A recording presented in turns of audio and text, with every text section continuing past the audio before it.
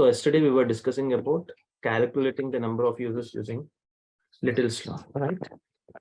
So what is the Little's law?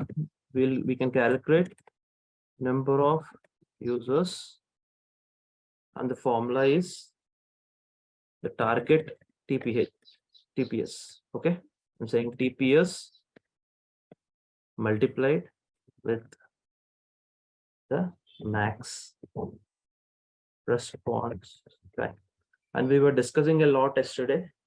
I'll give you clarity on that today. So number of users is equal to, we have to include the overall response time, because we are calculating the number of users for we are taking into consideration the entire flow, right? From login, launch, login, fund transfer, confirm, and everything. So whenever we are giving maximum response time, we have to give the response time for each and every transaction, right? So here in this case, how many transactions we have? Max response time into 5, right? Because we have 5 transactions, right?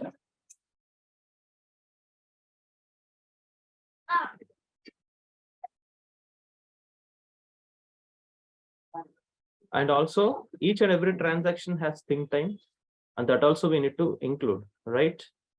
So plus the think time. And how many think times we have? 5 think times for 5 transactions into 5, right? Till this point it is clear, right? Yes, sir. So yesterday we took the max response time of the entire yes, this is the max response time. One transaction's max response time is how much here? Okay. 500 milliseconds, right? Okay. And how many transactions we have? Total 5 transactions in this case. In this case, total 5 transactions. So that is why I'm multiplying this by 5, because this dummy sampler will generate the response time in such a way that we'll get from 50 to 500. So the max response time will always remain as 500. But in real time, you have to, your think times will differ. So you have to take your think times in such a way that if you are getting max response time at launch about 1000, you have to mention 1000 here. Login 2000, you have to mention 2000 here. If you are getting for fund transfer, if you are seeing 5000, you have to mention 5000 here. Okay, that way you need to take. Since it is everywhere 500, just in this case, I'm taking 500 into 5, which is 1.5 in this case, right? And what is our total think time? Think time I am giving 1 second, right? 1 second into 5 total. How much? 5, right? The first one is 2.5. 2.5. Yeah, sorry. 2.5 plus 5. And the complete after addition, it will be around 7.5, right? So we have to multiply our TPS with 7.5. And what is our target TPS in this case? What is our target TPS? It's 100, right? 100. We were talking about 100 yesterday. So target is 100. 100 into 7.5, it is coming around more than 700, which is not the case, like, which is not what is expected, right? So we were missing something yesterday. That is nothing but this particular TPS is, see, these things we are calculating for entire iteration. That means max response time. When we are considering max response time, we are taking the response time of each and every transaction for launch, login, fund transfer, confirm, logout. And when we are considering think time, we are taking the think time of all these transactions, because our target is for, we are taking for the entire flow, right? Not a particular transaction, right? So in that case, when we are considering TPS, then also we need to consider this for all the transactions, not only one single transaction. But you will say that for all transactions only the TPS is 100, right? The TPS is 100 for all transactions. We are trying to achieve this 100 TPS for all the transactions, right? But when I'm saying TPS, it is transaction per second. Transaction per second. What are transactions? Transactions are nothing but requests, right? So we are trying to achieve 100 requests per second, and each and every sampler here is one request, right? This is one request, this is one request, this is one request, this is one request, and this is one request, right? So it is trying to achieve 100 requests per second. So, but here we are calculating this for entire iteration till this point for maximum response time and think time. And here also we have to take for entire iteration. How do we take this request per second to entire iteration? We need to convert this request per second to transaction per second, to iteration per second, right? Here we have transaction per second, right? But here we are considering total iteration. Here also we have to take iteration, right? But we are taking only transaction, which is 100. So we have to convert this transaction per second to iteration per second. How do you convert these transactions to one single iteration? If in if you are running with, like, if you are running this with one user, for example, how many transactions it will achieve for one, when you run for one iteration? 1, 2, 3, 4, 5 transactions it will achieve. But you have completed only one iteration, right? Right? So you have to divide this 100 by 5 so that you will get the number of iterations, target iterations per second, which is 20 in this case, right? Which is 20 in this case. So 20 into 7.5 is our answer, which is 150, right? Right? So this is our target user count with which we need to run this particular test to achieve the target TPS, which is 100, right? You got it? Yes. So that is what we were missing yesterday. TPS. So I told you that TPS, we need to divide this with the number of iterations, but this is the explanation. So why are we dividing TPS with the number of transactions we have? Because we need to convert our TPS to iteration per second. We cannot give TPS directly because here we are considering total iteration, and we have to consider here also iteration per second, not transaction per second, right? But here in our real time, the requirements will be not for the entire not for the entire iterations. We'll get requirements like we have to achieve 30 transactions per second for fund transfer, like 20 transactions per second for bill payment, right? These kind of requirements only you'll get.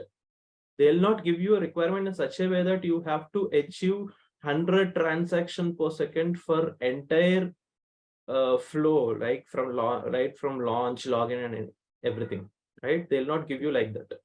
They'll just tell you these things. They'll just give you a requirement like this. You have to achieve 30 transactions per second for fund transfer, 20 transactions per second for bill payment. Or they'll tell you that you have to achieve 5,000 fund transfers in an hour, 4,000 bill payments in an hour. Okay, then what you have to do? You have to convert that 1 hour to TPS, right? That is the first thing you have to do. After converting, you will get things like this, right? 30 TPS for fund transfer, 20 TPS for bill payment. And based on this, consider fund transfer. In order to complete 30 transactions per second for fund transfer, you need to complete 30 TPS for launch, 30 TPS for login, right? And 30 TPS for fund transfer, and I gave him 30 TPS for accept OTP, 30 TPS for logout, right? All this you have to complete, right? So overall it will be 150 TPS. So your target is here is to achieve 150 TPS, right? Overall 150 TPS. And again, how do you calculate the number of users? If you want to calculate the number of users based on this 150 TPS, again, you have to divide this 150 TPS with how much? 5, right? Which comes around 30 itself. You're getting me? So you have to divide 150 by 5, which is 30. Right? So that's how you need to calculate this number of users. Right? So if you give this particular 150 user count there, and you'll be able to achieve 100 TPS, right? So any other doubts on this? You can ask. Yes. About this example, for fund transfer, okay, if the requirement is 30 TPS, and for bill payment, if it is 20. Correct. So how do we, how many users do we take in that case? Yes. See, as I said in the beginning itself, every script here is a single thread group. So we are running fund transfer in a separate thread group and bill payment in a separate thread group. So if fund transfer has 30 TPS, it has a separate number of users which you can calculate that, and you can give that in the thread group. For bill payment 20 TPS, it's a separate thread group. Okay. Yeah. Thanks. Yeah. So we would do that all over again for a different the calculation that we have done is for a thread group alone, right? For every thread group. That is right. That is right. Because users we are giving in the thread group itself. Oh, thanks. But these things, all this little slow calculation and all, you have to do this whenever you do, when you don't get user requirement. If it is a brand new application, you cannot contact your developers or database team and get the number of user count, because your application is not in production at all. It is a brand new application. How do you know with how many users you have to run the test? So this is, then little slow will come into picture. It will be handy. You can calculate things using little slow, but you have to get these requirements for sure. Like how many transactions you have to achieve for fund transfer. That is the basic requirement which you need to get from your clients, or like from your managers, or from the developers, right?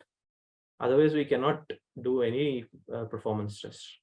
So with little slow, with one single requirement, which is target transactions, you can do your entire load test. If you know the concept of little slow, you just need only one thing, which is target transactions, which you need to achieve. Okay. And the remaining things you can calculate by yourself. So this is all about little slow.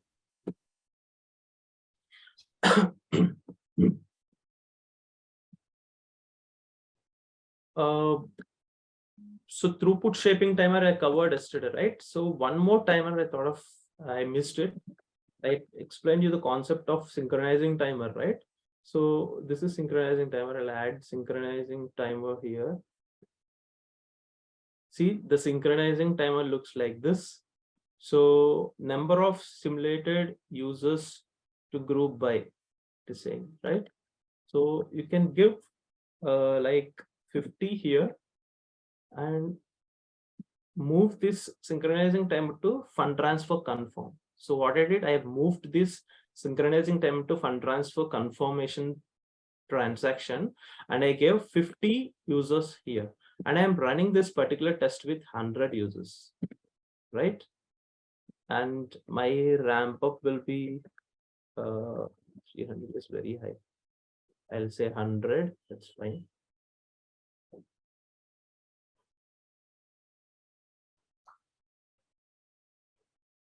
See what will happen. Let's see what will happen.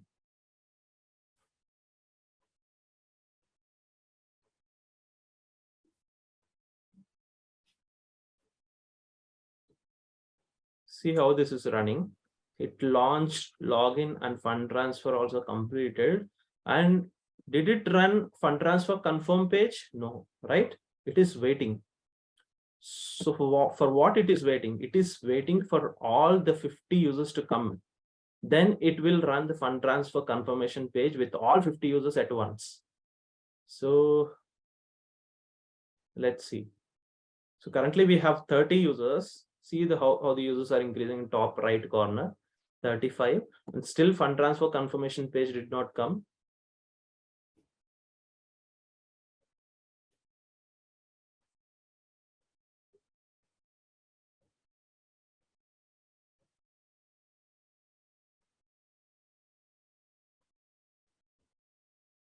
Let's see. So fund transfer confirm page came now and it ran with 50 users at once. Okay. So this is the advantage of having a synchronizing timer in your test. So what it does is it will run with n number of users at once, right? So I told you about simultaneous users and concurrent users, right? Whenever you are running a load test or stress test or endurance test, whatever performance test, the users will run concurrently. Few users will do fund transfer, few users might log in to the page, few users will launch. So it will do different transactions, right?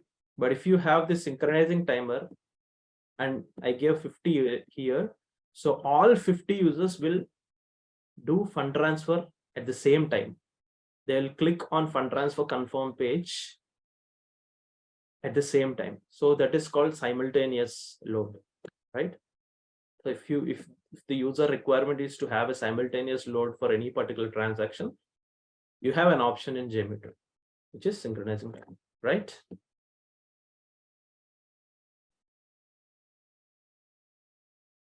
So this is all about timers.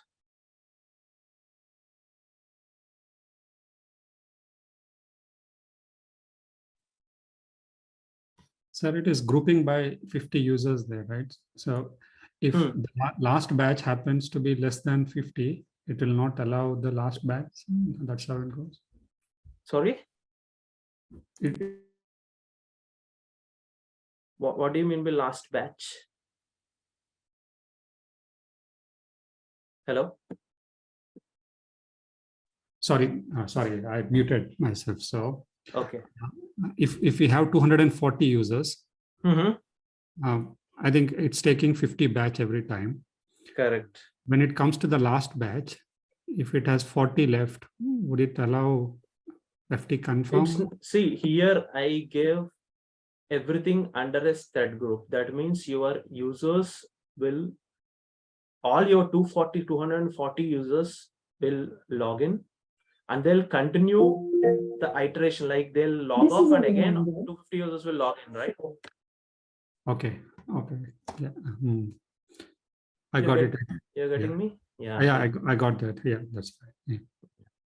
Yeah. Thanks. Yes. So 1 second. Let me open the document.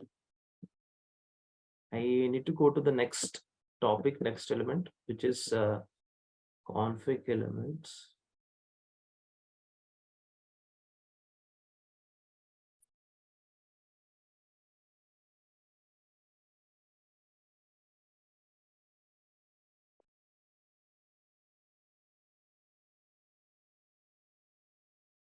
Okay. So our next topic is config elements. Okay. So we have different config elements. I go to config elements. You'll see different config elements here. So see, the config elements are the prerequisites needed for your script or for your test, Jmeter test to run, right? So what are these prerequisites? See, you having username and password, you are running your test with 500,000 users, right? You need to maintain that many users. So you need to have CSV dataset config. It is a config element where it will maintain your number of users. So that is a prerequisite, right? So for any application, for any browser-based application, it has to handle cookies and it has to handle caches and all that, right? So that's another prerequisite for any browser-based application. So when you are running a load test on Jmeter, you need to replicate the same. You need to replicate the same browser level scenario even in your Jmeter, right? For that, we have cookie, HTTP cookie manager, HTTP cache manager as prerequisites in Jmeter. So that these are also config elements. So you have several such config elements in Jmeter. Let us talk about each and every config element now. Okay. Let's talk about what is the first config element? HTTP request defaults. Okay.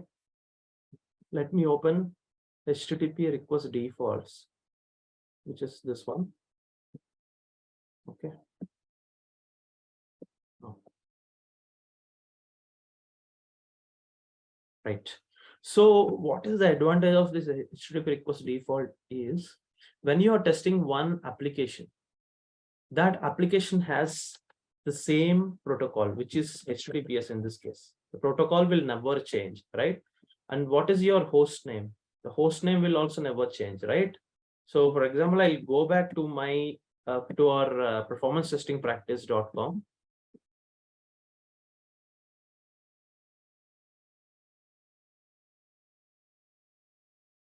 Right.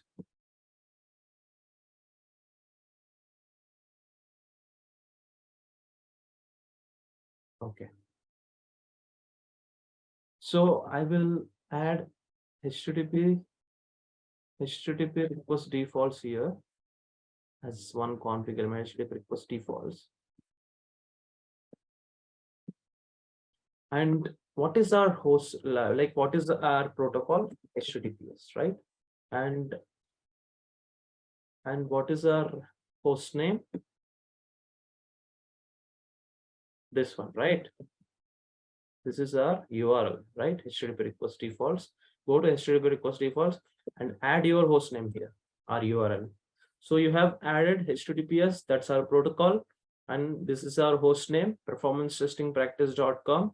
And you can add the port number as well. In this case, it's not required. If it is required, you can add the port number. For any HTTPS application, the port number will be 443. You can add it, or if you don't want to add it, you can. In this case, it's not required. So I have added my protocol, I have added my host name, and I have added my port number in HTTP request defaults. Now, the advantage of having this HTTP request defaults is I can go back to my thread group, to my samplers, and I can happily remove this.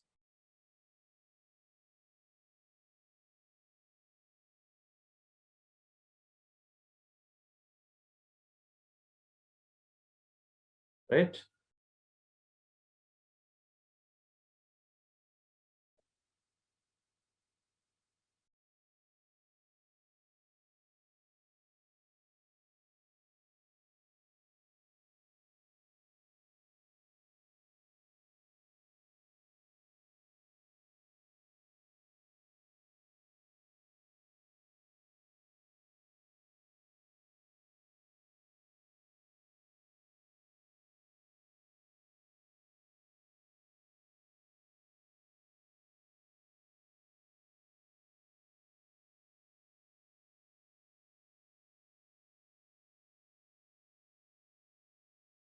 Okay, so I have removed everything, but you have your protocol, server name, and port number under your HTTP request defaults.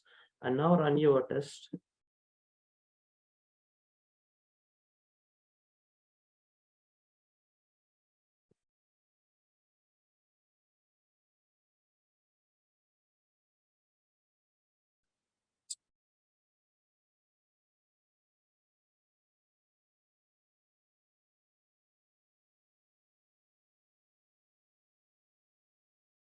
So is it running?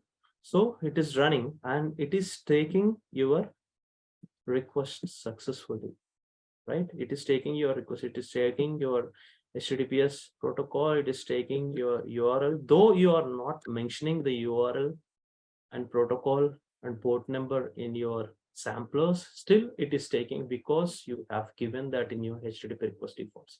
So the name itself suggests you that whatever you give in HTTP request defaults, it is a common, it will be applied in all your samplers throughout your script. So tomorrow your manager asked you to run your test in SIT environment or UAT environment, since your NFT environment is down. So what you can do, if you have this HTTP request defaults, you can simply go here and change your URL name here. That's it.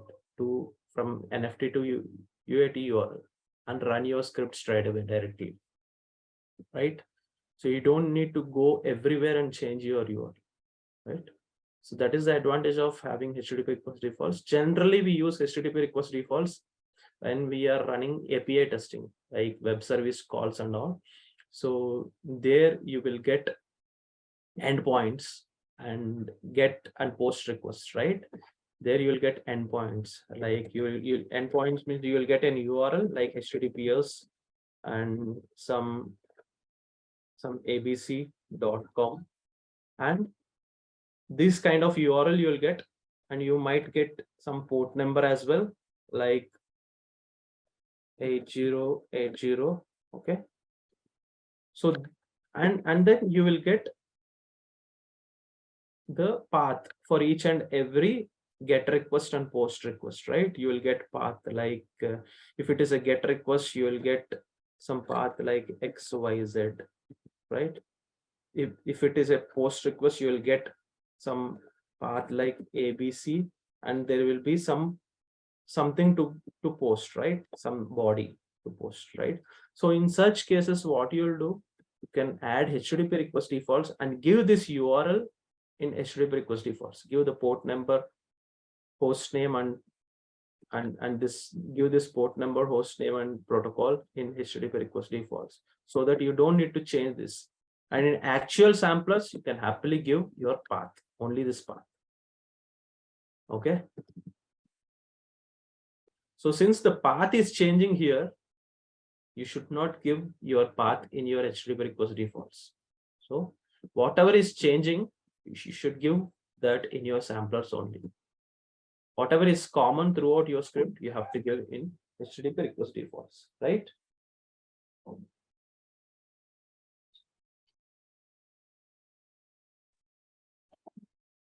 Okay, so is it clear? So this is about HTTP request defaults.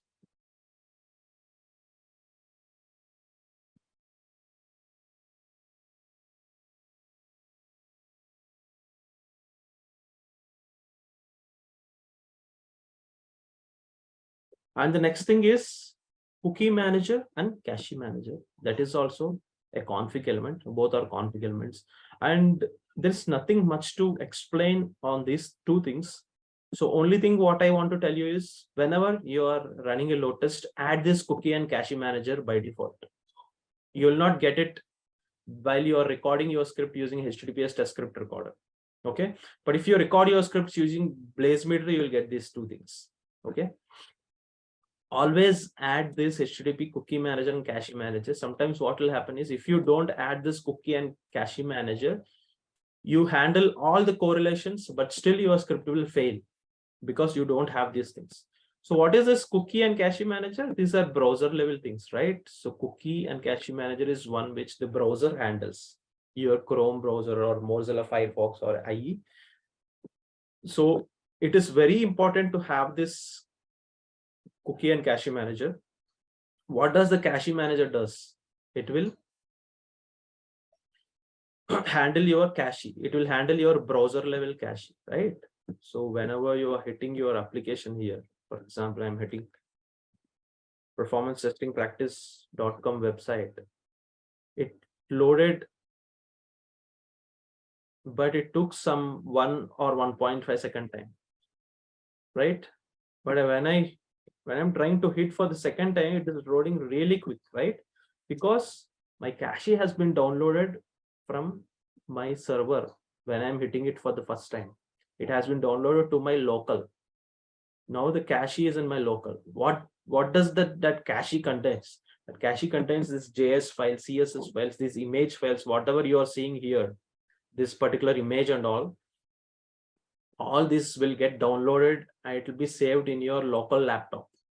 That is why your URL is loading really quick when you are hitting this for the second time, right? But if you clear the cache and run it once again, it will take some time because you have cleared the cache. And again, when you are hitting the same URL again, it is again trying to contact the server and it is trying to download these image files again from the server, right? So that is what the browser will handle for you, right? So those things you need to replicate in your script. How do you replicate? By having this HTTP cache manager. And few people will clear the cache each iteration, okay? But I recommend not to clear cache, right? Because do we clear the cache when we are doing something? Yeah. When we are doing some transactions, do we clear the cache every time? No, right? We'll do transactions, we'll do our fund transfers, we'll do all the activities in our laptop. We will never clear the cache. That is what we need to replicate in our load tests as well, right? So if you check this box, if you clear your cache each and every iteration, then that may increase your response times. Okay, you're getting me?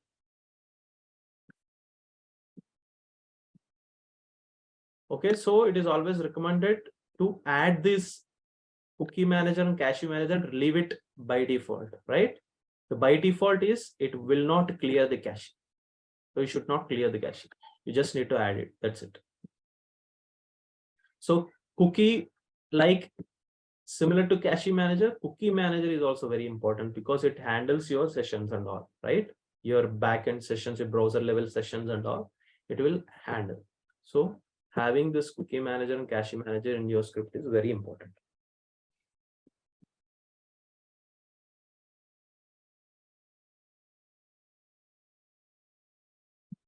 And the next one is user defined variables. Yeah, we have user defined variables here already added. So what I have added in my user defined variables, my URL, port number, and protocol, right? Why did not I added my user ID and password? Because you have number of users in your test. If you are running with 500 or 1000 user tests, you will have to give that many users, right? So user defined variables, you can use this user defined variables when you are parameterizing things which are not changing at all, like the constant things only, like your URL, it will never change, it will be the same, and port number, it will be the same, right? And the protocol, it will be the same, right? So whatever it is, if it is not changing frequently, if it is always constant, and those things you can give in your user defined variables. Like I gave URL here, I have given the name of it as p URL, and the value is my URL, performancetestingpractice.com. and now copy this p URL and go here, and here you can give dollar curly braces, close the curly braces. So this is one type of parameterization, right? So whenever you are running your script, you will have the performancetestingpractice.com host name here, right? So it is something similar to HTTP request defaults. HTTP request defaults, you are defining your protocol, host name, and everything here, and you are removing here. That's it. And here, what you are doing in user defined variables, you are parameterizing, and you are giving your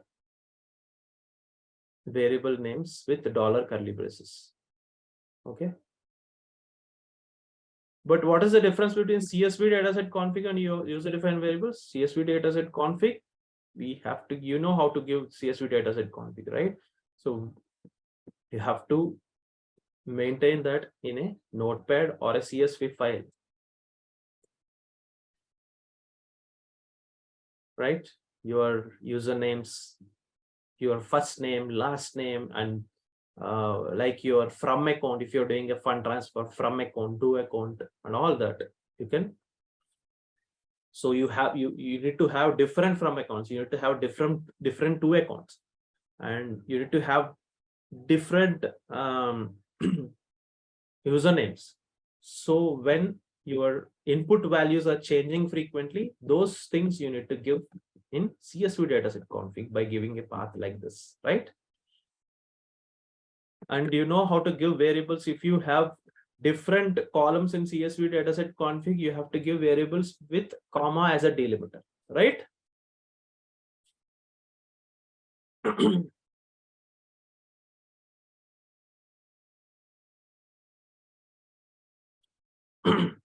And I already explained you have to ignore the first line. If the first line, you have some header or something in your first line. In this case, you don't have anything. Straight away, it is starting with your users. So you can give false, right? And the delimiter, it is saying comma, and you have to give comma here. If you have multiple variables, if you are parameterizing multiple variables, right? So see what it is saying, recycle on end of file, recycle on end of file. So if you are giving some 20 users, see in this case, how many users I gave? 16 users, right? So after it completed the 16th user, what it will do, it will again go back to the first user, right? It will continuously recycle, right? For example, I gave like 16 users here, and I'm running my test. Okay, so it completed this 16 user, and again it will go back and start with the 5th user. Again it will do 6th user, 7th user.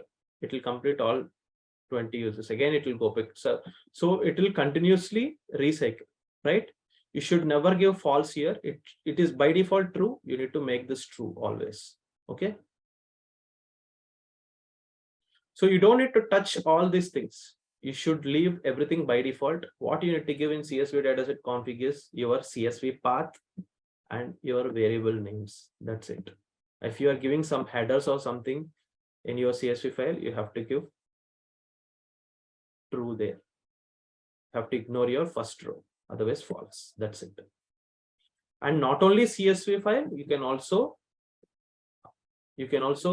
use your text file as well here, right? But having in CSV file, you can have multiple columns. If you have many parameters, use CSV file and use multiple columns here like this, and you can parameterize many things. When in text file, you can only parameterize one, either user ID or either from account, either to account. But having CSV file, you can parameterize multiple things, like first column you can use for user ID, second column for from account, third column to account, like that, right?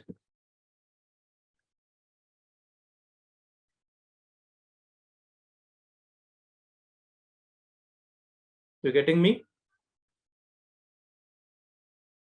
Any doubts till this point? And the next one is counter.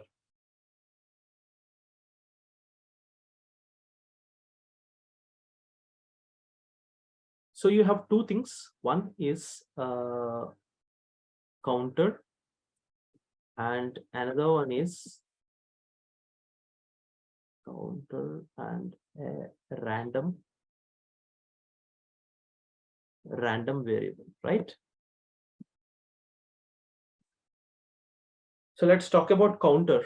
So these are again simple things. So counter is nothing but every iteration, if you want to increment a particular value and if you want to save that as a variable, you can use counter, right?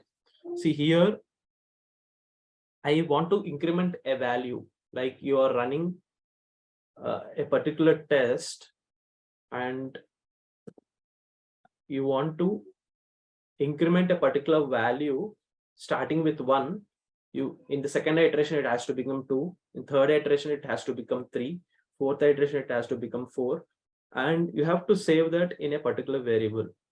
You can use this particular, you have an option in in config elements that is called counter. So you can give the starting value here. I want to start my value with 1, and I want to increment my value with 1, and my maximum value can be 10,000. Okay, you can give any number here, and my format can be 0, 0, like you can give 1 as well, that's okay.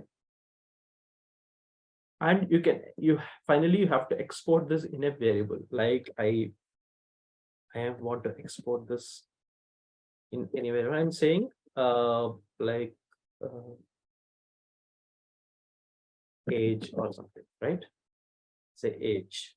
Okay, so now if you start running your test, let me run this for 10 iterations.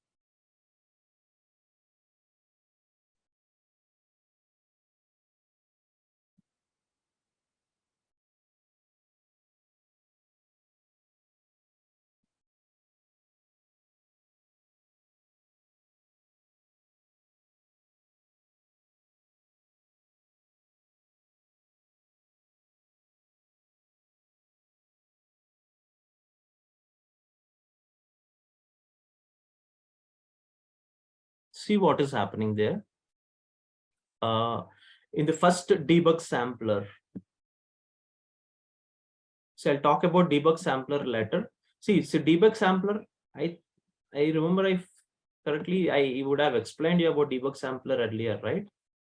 If I didn't, debug sampler is used to see your variables, whatever variables you are passing. Like for example, you are doing correlation, you're using regular expressions and trying to capture CSRF value, session ID and all that, right? So if you add debug sampler in your script, so in view results tree, if you open debug sampler, you can see the what values are you capturing every iteration, if the values are changing or not. Say for example, dyne CSRF is this in the first iteration. In second iteration, what is your dyne CSRF? Here it is, right? So those values you can see in debug sampler.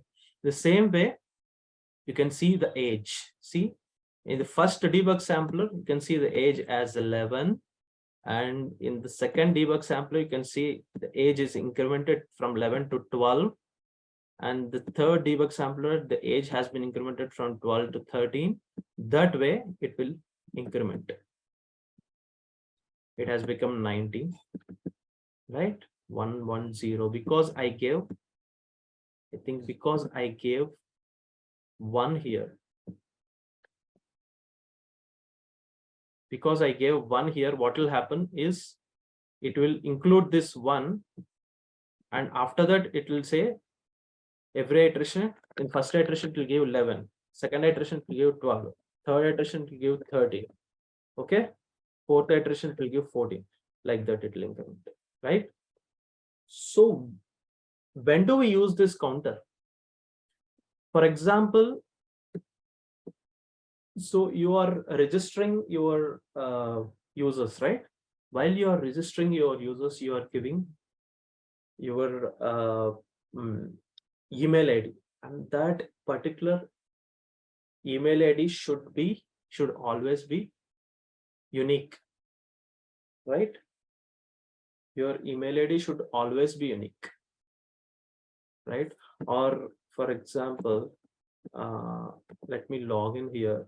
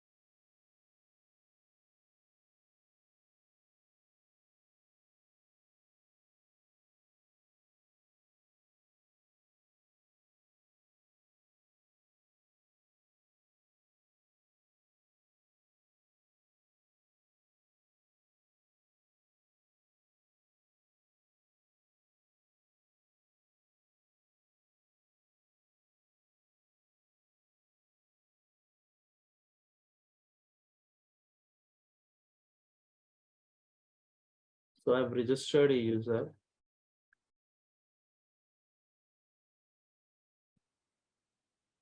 I don't know what what's happening with this.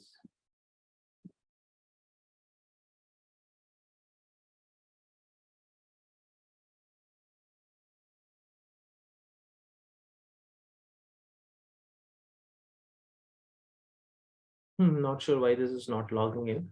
But what I'm trying to explain here is, see, you are adding your customer every time, right? After logging in, you are adding your customer, right? So what is happening while you are adding your customer? What are you giving while you are adding your customer? You are giving your first name, right? Have you tried that script, adding customer? What is it asking while adding the customer? I think your email ID while adding the customer, your email ID should always be unique. You cannot repeat your email ID, right? We were discussing this, if I remember correctly, a couple of weeks ago. Your email ID should always be unique. If you add your customer by using this email ID vamsi@nandula.com and you added, and what is the next transaction you're doing after adding? You're doing delete, right? You have deleted your customer which you have added, but still in the second iteration, though you have deleted this customer, but still if you are using the same email ID in your second iteration, it will not consider. What error message are you getting there? What error message are you getting? Email ID exists, right? Yes. Hello. Yeah. Yes, So in order to avoid these kind of scenarios, you can use this particular option. You can use this particular option, right? So what you can give your counter starting from 1 to 10,000 or 10 lakh, it doesn't matter. So what you have to give there, when your user is trying to register for the first time, you have to give you're giving your email ID there. And for email ID, what you're doing, P first name @ P last name .com, and after like P last name, and here you can give. Sir, dollar wishes, sir. Yeah, that's okay. That's okay. Trying to explain the concept. Okay. So yeah, there P last name, and here you can give age. So what will happen now? It will take P first name Vamshi @Nandula, and at the age portion it will take 11. And the second time when it will delete that particular customer. And in the second iteration, what will happen? Again, it will take Vamshi @Nandula, and it will take 12. Vamshi @Nandula12.com. And it will delete that. Third time, it will take Vamshi @Nandula13.com. It will delete that. So this email ID already exists kind of issues never come. So in those situations, you have to use this counter. Even this random variable, right?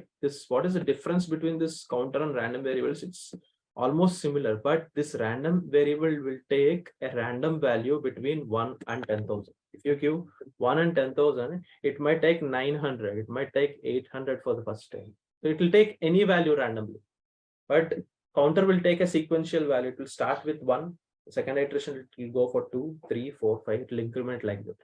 But this is not something like that. It will Sir, is there may be chance to get duplicate values in random generator? You will get. So in such situations, in these kind of situations, you have to use your counter itself, right? In these scenarios, when do you need to take random variables? If you don't have, in some cases you don't have issues, though your number is repeating or also, right? You don't see, if you are not getting any issues though your number is repeating, but you have to take some value, some random value. If you want to randomize a value, your number can repeat. That doesn't matter for you. Then you can take random variable. Otherwise, you have to take counter only. Right? So these two things are simple things only, but this will become very handy while you are doing your scripts. So your real-time functionalities will be in such a way that you might have some dependencies like this. In such cases, you can use this counter and random variables, right?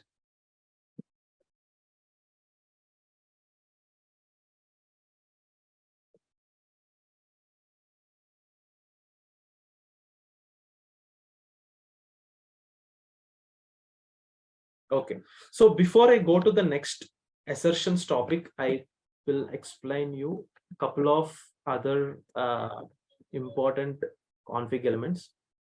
We were talking about all important config elements, but there are few which we don't use regularly, but better you know those. Okay, so you have DNS cache manager also. What is this DNS cache manager? It is a network level cache manager. So you having this in your script or not having this doesn't matter, but sometimes you might need to have place this. Okay, this will do the network level caching.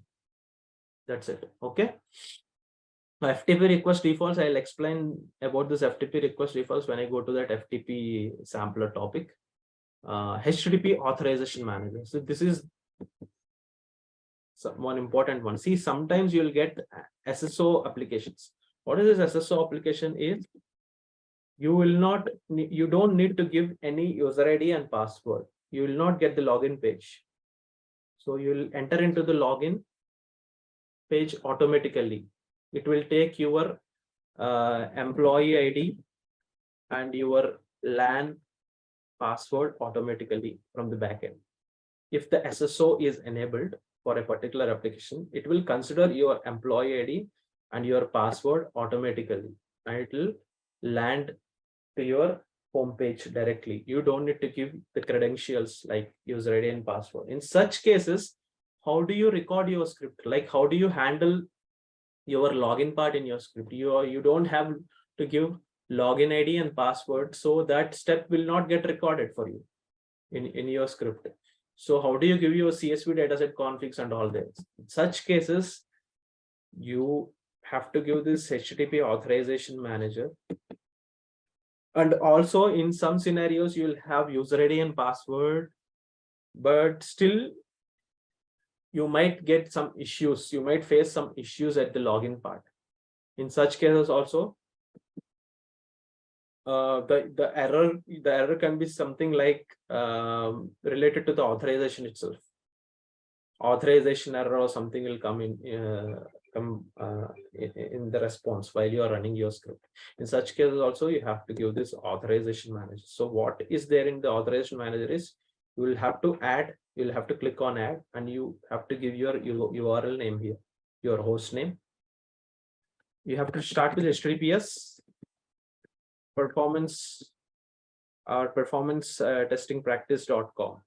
Okay, performance testing practice.com, and you have to give the password. You have to give your username and password here, right?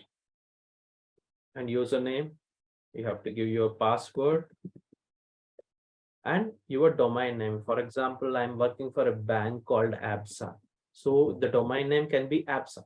So this will be your organization domain name, right? That you need to give here, and that's it. So having this authorization manager, whenever you have SSO kind of scenarios, single sign-on kind of scenarios where you are not getting your user ID and password fields, and if you are directly landing to the home page without entering the user ID and password, in such situations, whenever you're getting authorization level errors at login page, in those scenarios, in those situations, you have to give this HTTP authorization manager, right?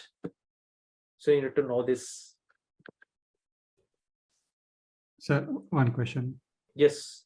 Sir, is this same as the SAML authorization I mean, is it something related to SAML, SAML authentication? Yes, I think, yeah. SAML authentication, right? I think it is.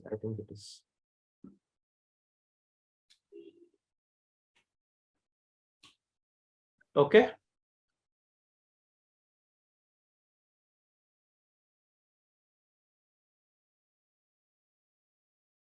And the next one is HTTP Authorization Manager. JDBC connection configuration. You have to use this particular configuration when you are doing database testing. I have a separate topic on this when I cover the JDBC requests sampler. Then I'll tell you about this JDBC connection configuration. Don't worry.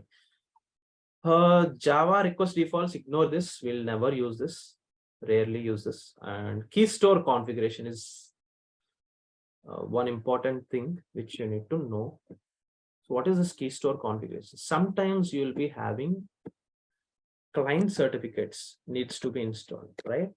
There will be some applications where you need client certificates, right? Client certificates you need to install. We need to have client certificates in your local.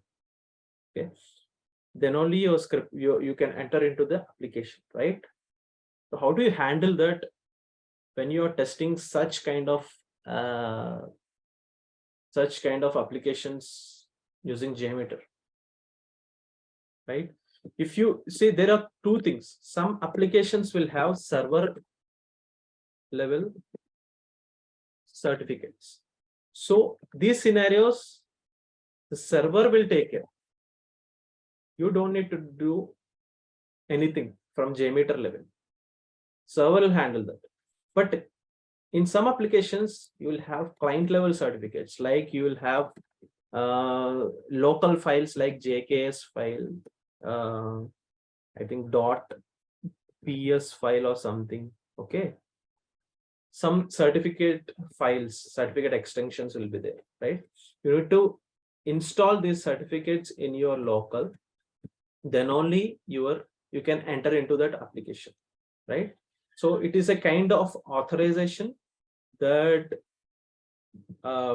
your application owner will provide these client certificates to specific people, so that only those people are authorized to enter into that application, right? So whenever you want to test such kind of applications, you need these client certificates in your local, right? But how do you handle that when you are running, when you are trying to replicate the same scenario in Jmeter? If you want to run this application with some load, and that application is having client certificates, how do you do that? So you have something called this key store configuration. You just need to have this key store configuration in place, and you have an option here to, under options, you have something called SSL manager. So you need to click on this SSL manager, and which certificates it will support. See, key store files. So it will support .p12, .pfx and .jks files. Okay, see, so you have a couple of .jks files here. So you can import these files. Okay, so first of all, if you have any client certification kind of applications, you need to contact your developers and ask them those certificates. They will share you those certificates in an email or something. You need to save those certificates in your local and browse those certificates like this. Okay, browse those certificates like this, and you need to add this particular key store configuration. Okay, you need to add this key store configuration, and then only you can run those tests. Okay, then only you can run those tests. Otherwise, if you are running if you are having client level certificates for an application, if you don't do these steps and running it straight away, you will get SSL issues. You will get SSL kind of issues in your test. Your test will not run. It will throw errors. It will clearly tell you in those errors that this application needs client level certificates. Then you have to contact your developers and ask for these client certificates. Then only you can proceed, right? So in your, like in my experience, I rarely got these kind of scenarios. I have never tested client level certification kind of applications, but I have used these applications, right? See, there is in my current project, there is an utility. Developers have developed a utility. We have an application called Hello Money. It's an application. Okay, it's a message based application. It's a it's a web based application only. It has usernames, many usernames. Whenever the usernames are getting expired, developers have developed a utility, and that utility has a web service call. Okay, it has a web service call. It has a URL, it has some path or something, it has some body. Okay, we have to give that web service call in our Jmeter test, like this. We have to add here. Okay, like this. Like, you have to add it as a sampler, a simple sampler like this. Okay, they'll give you the URL, they'll give you the protocol, they'll give you the port number, and it is actually a post request. You have to select post, and they'll give you body also. In that body, what it will contain in the body is it.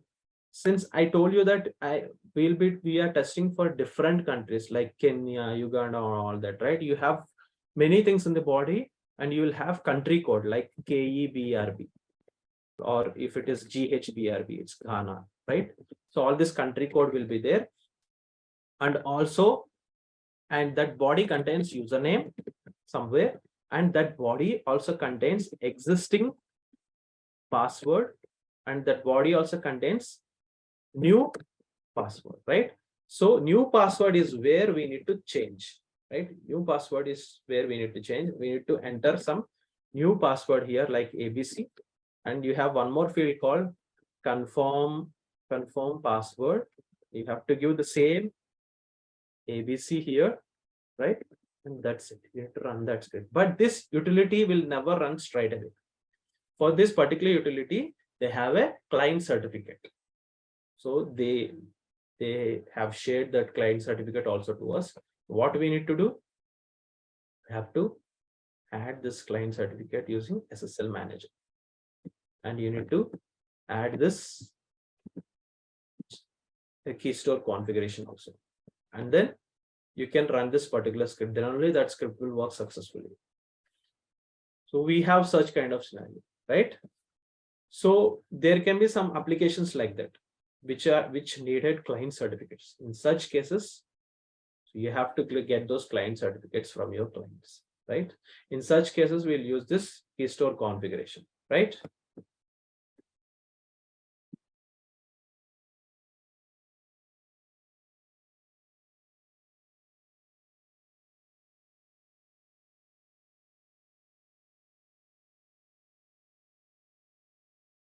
Any doubts till this point?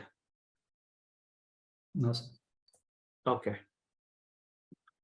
So you have, so these are the most important config elements, I have to say. I have covered almost all the important elements. You have LDAP request defaults also. Whenever you are testing an LDAP server, you know, right? LDAP server is used for your authentication purpose, right?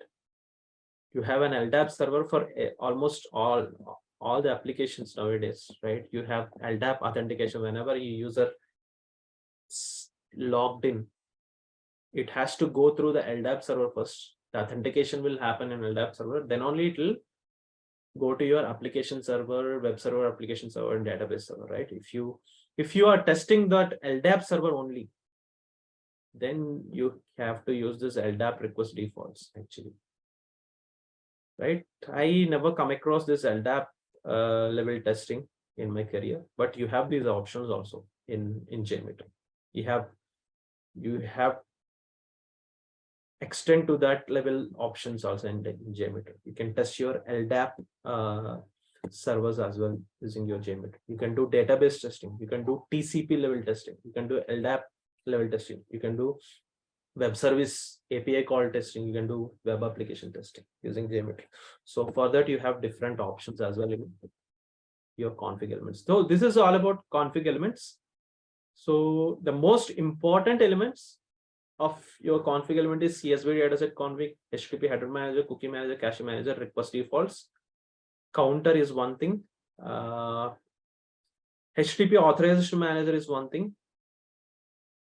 And that's it. These are the most important things which you need to know. And user-defined variables, right? Yeah, this is all about config elements, right? So tomorrow I will cover assertions. So why the assertions? What are these assertions? Why these are needed and how we'll use in our tests and all. Okay. You can ask me if you have any doubts, or else we'll continue tomorrow with assertions. So one simple Yes. question. We have user-defined variables both in the test plan also, as well as user-defined variables as config element. So they're both the same. I mean, both the same, scope. both same. See, yeah, both same actually. Both are same. You can use your user-defined variables here also. Okay, both are same. See, having your user-defined variables separately, you can have these user-defined variables inside a thread group also. Yeah. You can use different user-defined variables in different thread groups. And since you have user-defined variables in your test plan, it will be common for all your thread groups. That's it. That's the only difference. Otherwise, it is one and the same. Okay. Okay, sir. Thank you. Fine. Then we'll meet tomorrow. Bye.